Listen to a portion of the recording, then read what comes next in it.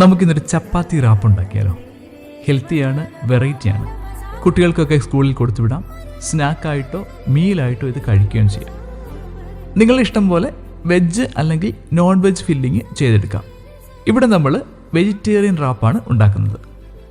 നമുക്ക് വേണ്ട ഐറ്റംസ്: ചപ്പാത്തി ഉണ്ടാക്കിയെടുക്കണം, ഫില്ലിങ്ങിനായിട്ട് കുറച്ച് വെജിറ്റബിൾസ് വേണം, പിന്നെ സോസ് അല്ലെങ്കിൽ കെച്ചപ്പ്, ഫൈനലി മയോണൈസ്.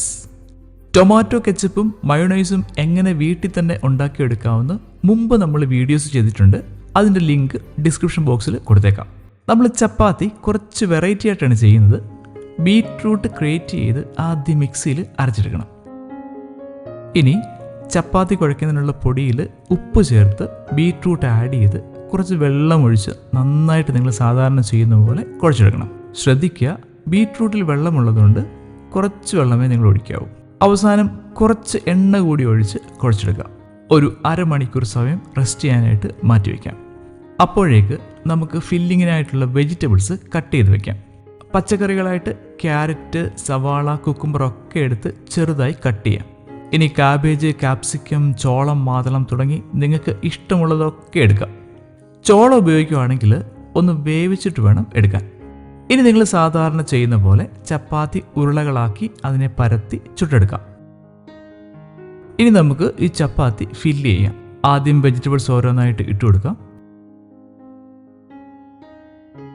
എന്നിട്ട് സോസും മയോണൈസും ഒഴിച്ച് റാപ്പ് ചെയ്തെടുക്കാം. നമ്മുടെ simple and humble vegetable wrap സെറ്റായി.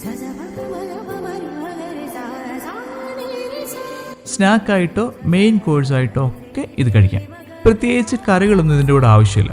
നേരത്തെ പറഞ്ഞ പോലെ കുട്ടികൾക്ക് സ്കൂളിൽ സ്നാക്കായിട്ടും ഇത് കൊടുത്തുവിടാം. മുട്ടയും ചിക്കനും കൂടി ആഡ് ചെയ്യുകയാണെങ്കിൽ നോൺ വെജ് റാപ്പായി. അങ്ങനെ നിങ്ങൾക്ക് പരീക്ഷിക്കാം.